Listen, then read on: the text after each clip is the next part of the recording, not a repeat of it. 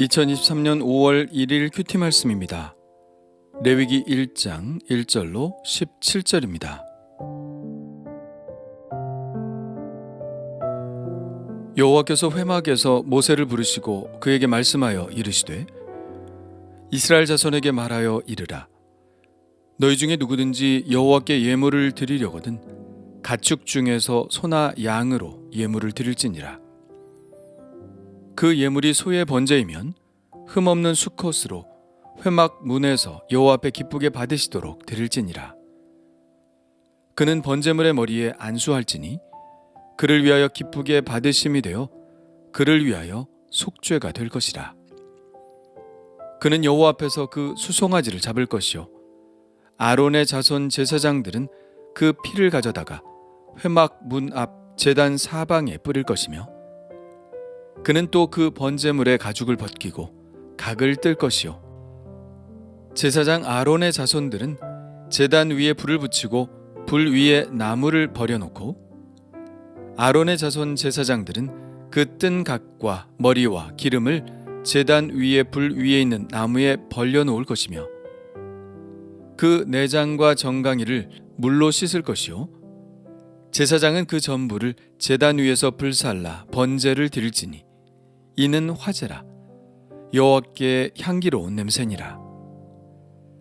만일 그 예물이 가축대의 양이나 염소의 번제이면 흠없는 수컷으로 드릴지니 그가 제단 북쪽 여호와 앞에서 그것을 잡을 것이요 아론의 자손 제사장들은 그것의 피를 제단 사방에 뿌릴 것이며 그는 그것의 각을 뜨고 그것의 머리와 그것의 기름을 베어낼 것이요 제사장은 그것을 다 제단 위에 불 위에 있는 나무 위에 버려놓을 것이며 그 내장과 그 정강이를 물로 씻을 것이요 제사장은 그 전부를 가져다가 제단 위에서 불살라 번제를 드릴지니 이는 화제라 여호와께 향기로운 냄새니라.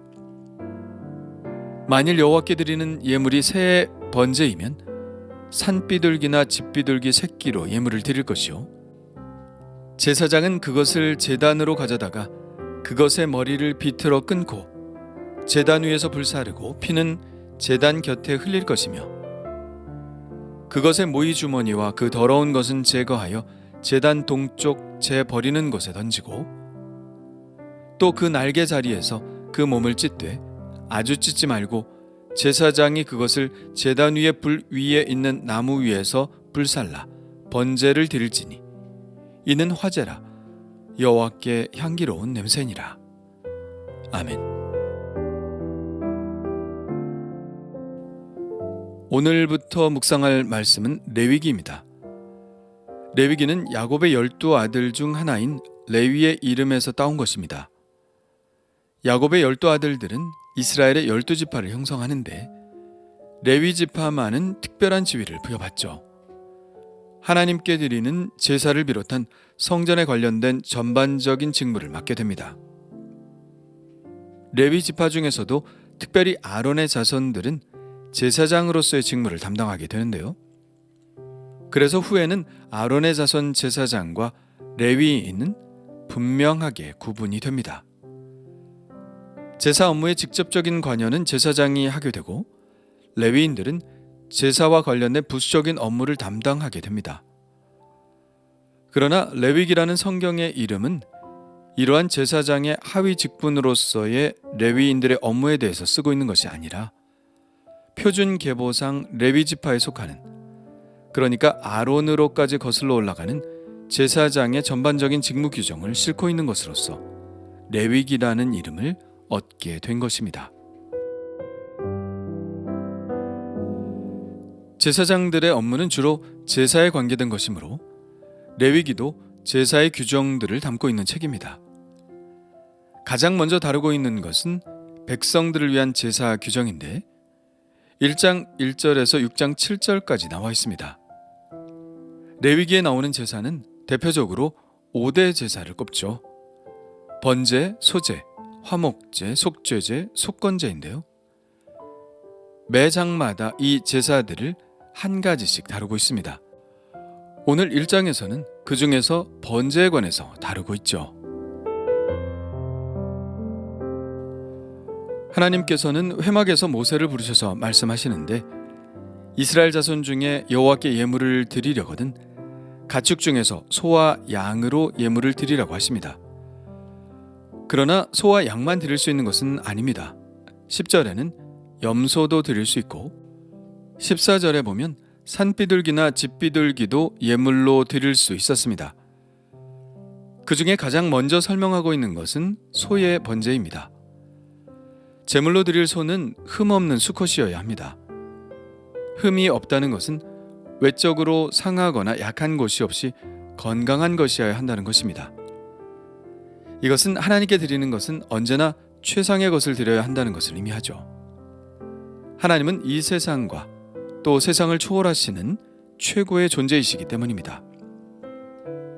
만일 이런 규정이 없고 바치기만 하면 된다고 한다면 우리의 이기심은 내가 좋은 것을 가지고 하나님께는 그저 요식 행위로서 드리는 것으로 전락하게 될 것입니다. 그렇게 된다면 우리는 나보다도 못한 존재를 믿고 있다는 얘기가 되므로 우리의 신앙은 모순에 빠지게 되죠. 그러므로 우리는 하나님께 무엇을 드릴 때 그것이 무엇이든 내가 드릴 수 있는 최고의 것으로 드려야 합니다. 제물을 드리는 사람은 먼저 번제물의 머리에 안수하는데요. 그렇게 함으로 그 동물의 죽음이 그 제물을 드리는 사람의 죄를 속하게 됩니다. 그렇다고 해서 번제가 꼭 속죄의 의미만을 갖는 것은 아닙니다. 출애굽기 29장 38절에서 41절에 따르면 이스라엘 백성들은 광야의 성막에서 아침 저녁으로 양을 한 마리씩 번제로 드렸습니다. 이것은 단지 이스라엘과 하나님이 든든한 결속 관계에 있다는 것을 표현하는 제사이지 속죄의 의미는 아니었습니다. 그런데 백성 중에 자신의 죄를 속죄하고자 할 때는 이 번제를 드림으로 그렇게 할 수 있었죠. 이때 제물 위에 안수하는 것은 제사장이 아니라 속죄하고자 하는 그 자신입니다. 제사장이 안수하는 경우는 대속죄일에 전체 백성들의 죄를 속죄하기 위한 제사를 드릴 때이지 자신의 개인적인 죄를 속죄하고자 할 때는 그 자신이 그 제물에 안수하게 되어 있죠. 그는 여호와 앞에서 즉 회막 앞에서 그 수송아지를 잡고 아론의 자손 제사장들은 그 피를 가져다가 회막 문 앞 제단 사방에 뿌립니다. 그런데 여기서 그 수송아지를 잡는 사람이 누구인가에 대해서 의견이 분분한데요. 본문에 따르면 그 제사를 드리는 사람이 직접 제물을 잡는 것으로 되어 있습니다. 제사장들이 역할을 하는 부분에 대해서는 아론의 제사장들이라고 하는 주어를 명시하고 있죠. 여기서도 수송아지를 잡는 사람은 제사를 드리는 사람이고 아론의 자손 제사장들은 그 피를 가져다가 회막 문 앞 사방에 뿌릴 뿐입니다. 그런데 왜 피는 제단 사방에 뿌릴까요? 구약 성경에서 피는 생명의 자리라고 여겨졌습니다. 생명의 자리인 피가 빠져나오는 것이 곧 죽음이라고 생각했죠. 그래서 생명의 자리인 피를 제단에 뿌리는 것은 하나님께로부터 온 생명을 다시 하나님께로 되돌려 드린다는 상징적인 의미를 내포하고 있는 것입니다. 그는 또 그 번제물의 가죽을 벗기고 각을 뜹니다. 각을 뜬다는 것은 여러 조각으로 자른다는 의미입니다. 이것은 1차적으로는 모든 부위들이 불에 잘 탈 수 있도록 하기 위한 것이며 또한 제물을 드리는 그 사람의 삶을 남김없이 드린다는 의미도 가지고 있습니다. 이 각을 뜨는 것도 제물을 드리는 자가 해야 하는 몫이고 이어 제사장 곧 아론의 자손들은 제단 위에 불을 붙이고 불 위에 나무를 벌려놓고 그 뜬 각과 머리와 기름을 제단 위에 불 위에 있는 나무에 벌려놓습니다. 그리고 다른 부위는 물에 씻지 않지만 내장과 정강이 곧 다리들은 물에 씻는데 내장을 씻는 이유는 그 안에 아직 소화되지 않은 음식물이 남아있기 때문인데요. 이것들은 하나님께 드리기에 합당하지 않기 때문이며 정강이 곧 다리들은 지면과 계속해서 접촉했기 때문에 더러운 상태에 있었기 때문입니다. 제사장들은 그 전부를 제단 위에 불살라 번제로 드리죠. 이것은 일종의 화제인데요. 여호와께 드리는 향기로운 냄새입니다. 그렇다면 번제의 정확한 정의는 무엇일까요? 번제는 두 가지 조건을 충족해야만 하는데요. 첫째는 가죽을 뺀 모든 부위를 통째로 드린다는 것과 둘째는 불사르는 방식으로 드리는 제사를 말합니다. 그러니까 통째로 불살라 드리는 방식의 제사를 번제라고 하는 것이죠. 한자로 번자는 구울 번자를 쓰죠. 영어로도 burnt offering이라고 하니까 태워서 드리는 제사를 말하고요. 히브리어는 올라라고 하는데요. 이것은 피워 올리다, 올라가다라는 의미를 가지고 있습니다. 그러니까 희생 제물을 불에 태워서 그 냄새를 하나님께 피워 올리는 제사라는 것이죠. 그러니까 9절의 말씀이 번제에 관한 본래적인 의미를 그대로 담고 있다고 보면 되겠습니다. 그 전부를 제단 위에서 불살라 번제를 드릴지니 이는 화제라 여호와께 향기로운 냄새니라. 그렇다면 번제는 제물을 드리는 사람에게 어떤 의미를 가지고 있을까요? 제물을 드리는 사람은 제물에 안수합니다. 안수는 자기 자신을 그 짐승에게 투영한다는 의미를 가지고 있죠. 안수하는 순간 그 짐승이 바로 내가 되는 것입니다. 내가 안수한 짐승을 하나님께 제물로 드린다는 것은 그러므로 하나님께 내 자신을 드린다는 의미가 되는 것이죠. 그런데 이런 번제의 의미가 매우 뜻이 깊어도 우리는 더 이상 이 번제를 드리지는 않습니다. 아니, 더 이상 드릴 필요가 없어졌죠. 왜냐하면 단번에 모든 사람의 죄를 위해 자기 자신 전부를 드리신 분이 계시기 때문입니다. 그분이 바로 예수님이시죠. 에베소서에는 이렇게 말씀하고 있습니다. 그리스도께서 너희를 사랑하신 것 같이 너희도 서로 사랑 가운데서 행하라. 그는 우리를 위하여 자신을 버리사 향기로운 제물과 희생 제물로 하나님께 드리셨느니라. 예수님이 우리를 위한 번제물이 되셨습니다. 그런데 이 말씀에서 예수님이 번제를 드리신 이유를 무엇이라고 하나요? 우리를 위하여 자신을 버리신 행동이라고 말합니다. 누군가를 위하여 자신을 버리는 행동을 우리는 무엇이라고 하나요? 바로 희생이라고 하죠. 희생은 다른 말로 제사라고 합니다. 그리고 희생은 사랑을 의미하죠.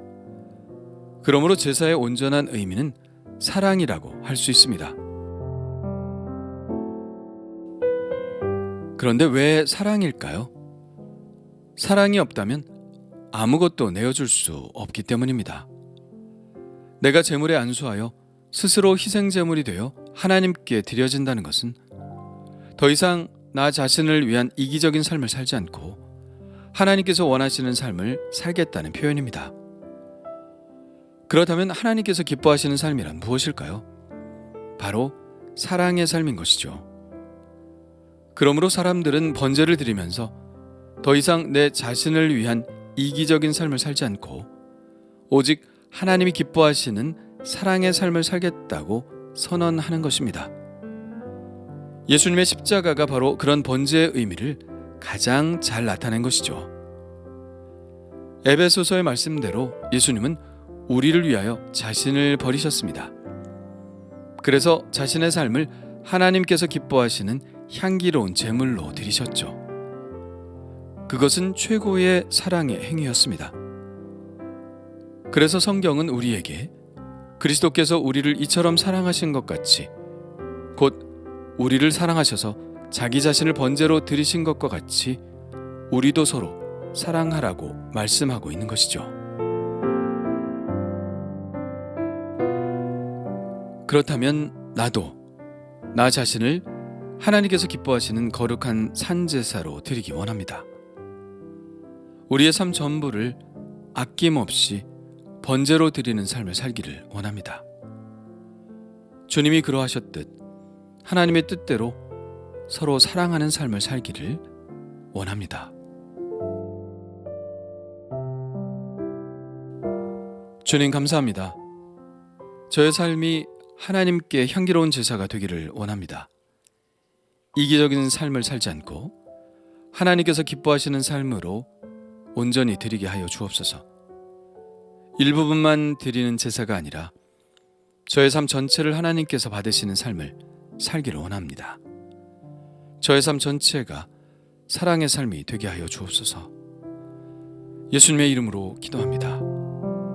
아멘.